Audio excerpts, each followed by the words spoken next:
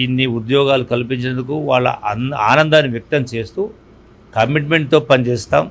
సమాజంలో ఉన్నటువంటి ఈనాడు డ్రగ్స్ మహమ్మారి ఉందో దాన్ని పారదోలడానికి మా శక్తి వంచన లేకుండా సిన్సియర్గా నిజాయితీగా పనిచేస్తామని చెప్పని వాళ్ళందరూ కూడా ఇక్కడ చెప్పడం జరిగింది.